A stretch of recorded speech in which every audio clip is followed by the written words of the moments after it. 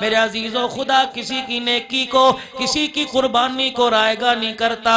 سن 61 ہجری میں آج سے 1400 سال پہلے نبی کا نواسا کربلا کے میدان میں تڑپا ہے، شمر نے گردن کاٹی ہے، ابن زیاد کی فوجیں مقابلے میں آئی۔ رب اکبر کی قسم ہے، پاکستان کا کونا کونا چھان مارا، مجھے کوئی ابن زیاد کہیں نظر نہیں آیا، کہیں شمر مجھے نظر نہیں آیا۔ لیکن میرے عزیزو، اگر تمہارے محلے میں نکل جاؤں، زیادہ بات نہیں کرتا، کم سے کم 10 تو آدمی، 10 بچے 10 بڑے تمہارے محلے کے اندر مجھے حسین نامی نظر آئیں گے، فاروق نامی نظر آئیں گے۔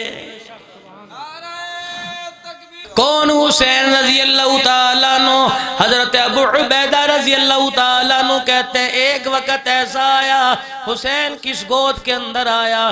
ابو عبیدہ رضی اللہ تعالیٰ عنہ کہتے ہیں ایک وقت ایسا آیا، حضرت حسین حضور پاک صلی اللہ علیہ وسلم کی خدمت میں آئے، میرے نبی منبر پر تشریف فرما تھے، حضرت حسین رضی اللہ تعالیٰ عنہ کو آتا دیکھا، ہاتھ کا اشارہ کیا، فرمایا حسین میرے قریب آ جا۔ حضرت حسین قریب آ گئے، رحمت والے نبی نے اپنے دونوں پاؤں آگے کر دیے، فرمایا حسین میرے پیروں کے اوپر کھڑا ہو جا۔ حضرت حسین نبی کے پیروں پہ کھڑے ہو گئے، آپ نے اپنے پیروں کو اوپر نیچے کرنا شروع کر دیا، جیسے کوئی بچے کو جھولا دیتے ہیں ویسے کرنا شروع کر دیا۔ پھر فرمایا حسین میرے اور قریب آ جا۔ حضرت حسین اور قریب آ گئے، فرمایا اور آگے آ جا۔ ابو عبیدہ کہتے ہیں میری آنکھ نے دیکھا حسین نبی کی رانوں پہ کود رہے تھے، آپ نے فرمایا اور آگے آ جا، کہ میری آنکھ نے دیکھا حضرت حسین نبی کے پیٹ پہ کود رہے تھے، آپ نے فرمایا اور آگے آ جا۔ ابو عبیدہ کہتے ہیں میری آنکھ نے دیکھا کہ رحمت والے نبی صلی اللہ علیہ وسلم کے سینے مبارک پر حضرت حسین کے پاؤں تھے، رحمت والے نبی نے نبوت والے ہاتھوں سے حضرت حسین کے ہاتھوں کو پکڑ کر یوں باہیں لمبی کرنی اور اپنے سینے پر لٹا دیا۔ ابو عبیدہ رضی اللہ تعالیٰ عنہ کہتے ہیں میری آنکھ نے دیکھا کہ حضرت حسین کے ہونٹ نبی کے ہونٹوں سے جا ملے، اللہ کے پیغمبر حضرت حسین کے ہونٹوں کا بار بار بوسہ دے رہے تھے اور آسمان کی طرف شہادت کی انگلی کا اشارہ کر کے فرما رہے تھے اے اللہ یہ میرا حسین ہے، فرشوں پہ میں اس سے راضی ہو گیا، عرشوں پہ میرا اللہ تو اس سے راضی ہو جا۔ حسین قرآن والا کیسے بنا؟ حسین ایمان والا کیسے بنا؟ حسین زہد و تقوی والا کیسے بنا؟ تم نے سنا ہوگا کہاوت مشہور ہے کہ ہر مرد کی کامیابی کے پیچھے ایک عورت کا ہاتھ ہے۔ حسین تیرے پیچھے کس مائی کا ہاتھ ہے جس نے تیری تربیت کی؟ حسین کربلا کے ریگزاروں پر سجدے کر کر کے پکار رہے، میرے پیچھے مائی فاطمہ کا ہاتھ ہے جس کی گود میں میں نے قرآن سنا، جس سے لوریاں میں نے قرآن کی لی، اور مائی فاطمہ قرآن کی لوری کیوں نہ دیتی؟ رحمت والے نبی صلی اللہ تعالیٰ علیہ وسلم نے جب سیدہ فاطمہ کا نکاح ہوا، نکاح کرنے کے بعد آپ کو رخصت فرمایا، کان میں فرما دیا اے فاطمہ دیکھنا میں نے تجھے زہد و تقوی دیا، میں نے تجھے پرہیزگاری دی، میں نے تجھے شرم و حیا کا زیور دیا، اے میری فاطمہ کبھی اپنے شوہر علی سے دنیا کا سوال نہ کریو۔ یہ بات سیدہ فاطمہ نے اپنے پلے باندھ لی، شہزادے گود میں آئے، گھر کی حالت ایسی آئی دونوں شہزادوں کو بخار آ گیا اور گھر کے اندر یوں ہے کھجور کا دانہ بھی کوئی نہیں، دونوں میاں بیوی بیٹھے ہیں، آقا نامدار صلی اللہ تعالیٰ علیہ وسلم تشریف لائے، حضرت حسن حسین کو بیمار دیکھا، مائی فاطمہ حضرت علی کے چہرے کی طرف دیکھا، فرمایا کیا بات ہے؟ کہ کملی والے کوئی دوائی دارو نہ کیا، ہم نے منت مان لی اللہ دونوں شہزادوں کو شفا عطا فرماوے، اللہ اکبر، اس کے صدقے میں ہم 3 روزے رکھیں گے، اس کا اللہ غنی۔ امام الانبیاء صلی اللہ علیہ وسلم مسکرائے، آپ نے فرمایا بڑی اچھی نیت کی ہے، اللہ پاک نے دونوں کو شفا عطا فرما دی۔ قصہ مختصر ہے، میاں بیوی نے اپنی منت کو پورا کرنا چاہا، سیدہ فاطمہ حضرت علی نے روزہ رکھ لیا، افطاری کا وقت قریب تھا، آپ نے سیدہ سے فرمایا کچھ کھانے کو ہے کہ کہ نہیں؟ حضرت علی کو کہنے لگی اللہ تیرا بھلا کرے، اگر کچھ لے کے آتا تو پکا لیتی، تجھے تو پتہ ہے ہمارے گھر کے اندر کچھ نہیں۔ حضرت علی شمون یہودی کے پاس چلے گئے، روئی لے کے آئے، سیدہ فاطمہ الزہرا کو دی کہ اس کو صاف کر۔ سیدہ فاطمہ الزہرا نے روئی صاف کی، حضرت علی صاف روئی شمون یہودی کے پاس لے گئے اور اس نے 3 روٹیوں جتنا آٹا دیا۔ اما فاطمہ نے گوندا روٹی پکائی، افطاری کا وقت ہے، دسترخوان لگایا۔ اسی دن بدر کے قیدی آزاد ہوئے تھے، ایک قیدی اسی گلی میں سیدہ فاطمہ کے مکان کے پاس آ کے کھڑا ہو گیا اور دروازے پر آواز لگا رہا ہے، یا اہل بیت رسول اللہ انطعم فی سبیل اللہ، بھوکا ہوں اللہ کے واسطے کچھ کھانے کو دے۔ اندر سے آواز آئی، اللہ تیرا بھلا کرے، کس دروازے کی کنڈی بجا دی؟ آج ہماری حالت یہ 6 دن ہو گئے پیٹ میں روٹی کا ٹکڑا نہ گیا، بھوک کی وجہ سے میرے بیٹے حسن و حسین کی شکلیں تبدیل ہو گئی ہیں۔ سائل کھڑا ہے، آگے نہیں جا رہا، پیچھے نہیں جا رہا۔ حضرت علی نے سائل کو دیکھا، گیا کہ نہیں گیا؟ فرمایا 3 روٹیاں لے جا، کل پرسوں کھائی تھی، آج نہیں کھائیں گے، کل اللہ کھلا دے گا، ہمارے دروازے سے کوئی بھوکا نہ جائے۔ وہ 3 روٹیاں قیدی کو دے دی، اللہ غنی، اور خود پانی سے روزہ کھول لیا۔ رات کا وقت آیا، پانی سے ہی روزہ رکھ لیا۔ میرے عزیزو، مہمان اللہ کی نعمت ہوا کرتا ہے، اللہ کی رحمت ہوا کرتا ہے۔ جس گھر میں مہمان آئے وہ تمہارے رزق میں سے لے کے نہیں جاتا، بلکہ تمہارے حصے کا رزق لے کے آتا ہے اور اپنا رزق ساتھ لے کے آتا ہے۔ اللہ غنی، کسی کے ہاں کوئی مہمان چلا گیا، میزبان کے گھر میں لڑائی ہوئی تھی، میاں بیوی سے ناراض تھے، کھانا نہ پکایا۔ شوہر کہنے لگا مہمان ہے کھانا پکا دے، کہنے لگی نہیں، تیری میری ناراضگی چل رہی ہے، نہ تیرے مہمان کو دوں گی نہ تجھے دوں گی۔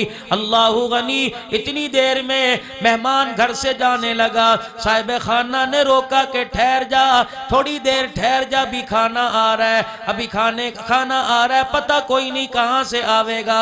میزبان باہر نکلا، ساتھ والے پڑوسیوں کا دروازہ بجایا، تعلقات اچھے تھے، حالات ہمارے یہ ہیں میرے عزیزو، ایک دوسرے بھائی کا منہ دیکھنے کو تیار نہیں، پڑوسیوں کی تو دور کی بات ہے۔ ساتھ والا دروازہ بجایا، پڑوسن بہن آئی کہ میرے گھر میں مہمان آیا، بیوی ناراض ہے، کھانا نہیں پکا کے دیتی، 2 روٹیوں کا سوال ہے، میری بیٹھک کی عزت بچ جاوے گی۔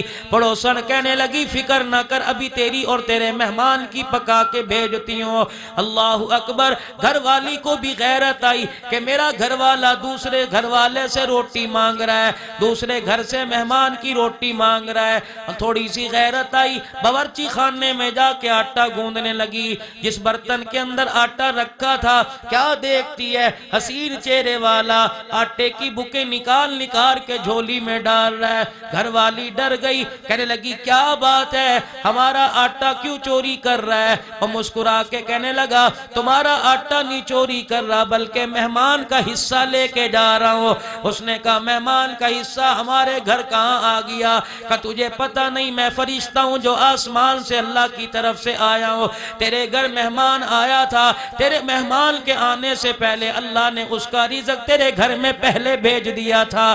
جب تو نے کھانا پکانے سے انکار کر دیا، تیری پڑوسن کھانا پکا رہی ہے، تو مہمان کے حصے کا آٹا اٹھا کے تیری پڑوسن کے گھر لے کے جا رہا۔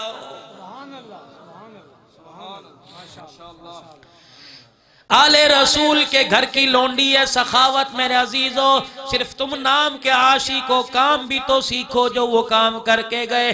دوسرے دن روزہ رکھا، کھانا تیار ہے، دسترخوان پہ میاں بیوی بیٹھ کے افطاری کرنے لگے، ایک یتیم دروازے پر آ گیا، پھر سارا دسترخوان اٹھا کے یتیم کو دے دیا، پانی سے روزہ کھول لیا، دوسرا روزہ بھی تیسرا روزہ پانی سے رکھ لیا۔ تیسرا دن ہے، ایک سائل سائل دروازے پر آ گیا، افطاری کے وقت آیا، پھر دسترخوان سمیٹ کے دے دیا۔ ان مرد مجاہد نے 3 دن پانی سے روزہ کھولا، 3 دن پانی سے روزہ رکھا۔ حضرت علی کہنے لگے چوتھا دن ہے۔ حضرت بلال حبشی رضی اللہ تعالیٰ عنہ نے فجر کی اذان دی، میں نماز کے لیے مسجد جانے لگا، کیا دیکھتا ہوں سیدہ فاطمہ مصلی پہ گری پڑی ہے۔ حضرت علی کہتے ہیں مجھے رونی آ گئی، میری آنکھوں میں آنسو آ گئے، اور مجھے پتہ لگ گیا کہ بھوک نے یہ حالت کر دی جس کی وجہ سے فاطمہ سے مصلی پہ کھڑا نہیں ہوا جاتا۔ مارے شرم کے میں نے سیدہ فاطمہ سے نہیں پوچھا کیا حال ہے، گھر سے باہر نکل کے کھڑا ہو گیا، اور باہر نکل کے کھڑا ہو گیا۔ مسجد میں اس لیے نہیں جاتا، رحمت والے نبی داخل ہوتے ہی پوچھ لیں گے میری فاطمہ کا کیا حال ہے، میں کیا جواب دوں، بھوک کی وجہ سے مصلی پہ پڑی ہے۔ حضور فرمائیں گے علی میری بیٹی کو تو ایک روٹی بھی نہیں دے سکتا، نہ مارے شرم کے مسجد جاتے ہیں، نہ گھر سیدہ فاطمہ کا کے حال پوچھتے ہیں۔ بڑی مشکل سے مارے شرم کے چپکے سے مسجد میں گئے، پیچھے سب میں کھڑے ہو کے نماز پڑھ کے آ گئے، اور دروازے کے باہر آ کے کھڑے ہو گئے کہ اندر جا کے کیا کروں گا، کیا سوال کروں گا، کیا جواب دوں گا۔ دن چڑھا، ایک جوان کو دیکھا، حسین چہرے والا ہے، اونٹ کی مہار پکڑ کے لایا، حضرت علی کے پاس آ کے کھڑا ہو گیا۔ حضرت علی کو دیکھ کے کہنے لگا اونٹ خریدو گے؟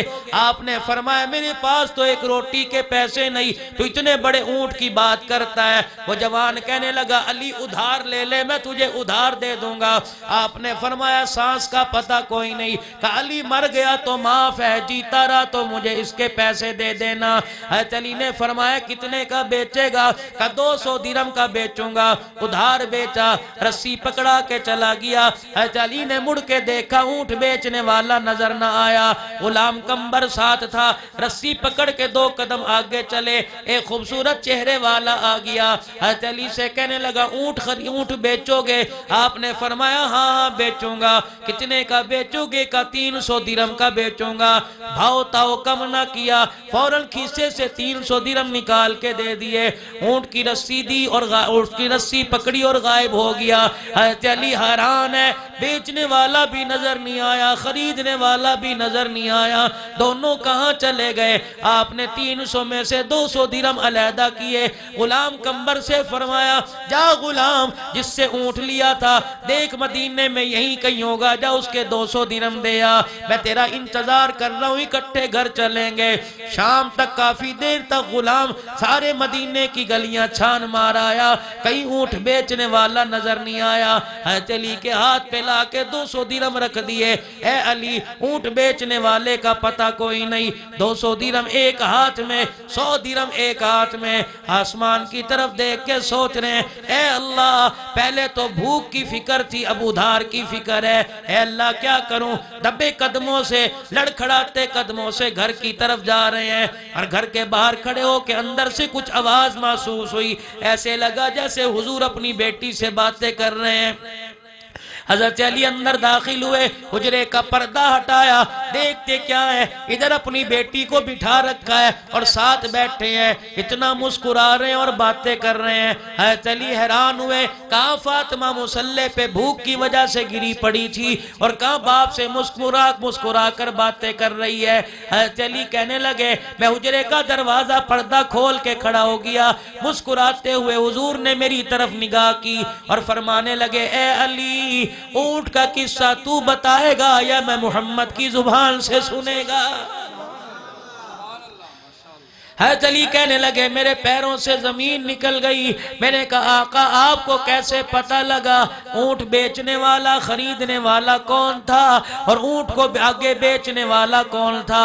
رحمت والے نبی کی آنکھوں میں آنسو آ گئے، فرمایا علی تو نے تو مجھے کچھ نہیں بتایا، تیرے گھر کا کیا حال ہے؟ اللہ کے حکم سے جبرائیل ایک ایک پل کی مجھے خبر دے کے چلا گیا، اے علی تجھے کیا پتا جس وقت تو اور تیری بیوی افطاری قربانی کرنے لگے تھے، قیدی آیا تھا، سارا دسترخوان سمیٹ کے دے دیا۔ علی میں نہیں دیکھ رہا، میرا اللہ دیکھ رہا تھا۔ علی میں تجھے کیا بتاؤں، 3 دل کے فاقے نے میری فاطمہ کو مصلی پہ گرا دیا۔ اے علی میں نہیں دیکھ رہا، میرا اللہ دیکھ رہا تھا۔ اے علی تجھے کیا بتاؤں، فجر کی نماز کے وقت تو دروازے پہ کھڑا مسجد میں نہیں آ رہا تھا تاکہ میرا سامنا نہ کرے۔ علی میں تجھے نہیں دیکھ رہا، میرا اللہ تجھے دیکھ رہا تھا۔ اللہ اکبر۔ جب میری فاطمہ قرآن پڑھتے بھوک کی وجہ سے مصلی پہ گری تھی، اللہ کی رحمت کو بھی جوش آ گیا تھا۔ علی تجھے بتاؤں اونٹ بیچنے والا کون تھا، اونٹ خریدنے والا کون تھا؟ عام کتاب نہیں پڑھ رہا، مدارج نبوہ پڑھنا ہو میرے عزیزوں۔ فرمایا علی تجھے کیا پتا، اونٹ بیچنے والا جبرائیل تھا، اونٹ خریدنے والا اسرافیل تھا، جو تیرا اونٹ جنت سے لا کے تیرے ہاتھ پہ بیچ کے چلا گیا، اور اسرافیل تیرا اونٹ تیرے سے خرید کے واپس جنت کے اندر چھوڑ کے چلا گیا۔ ایسا کوئی کام تو کر جاؤ کہ کربلا والوں کے سامنے سر فخر سے بلند کر سکو۔ ایسا تو کوئی کام کر جاؤ کہ سر کربلا والوں کے زیر سایہ جنت کے اندر جا سکو۔ میرے عزیزوں وہ تو گردن کٹا کے چلے گئے، وہ تو خاندان نبوت اپنا آپ سارا قربان کر کے چلے گئے۔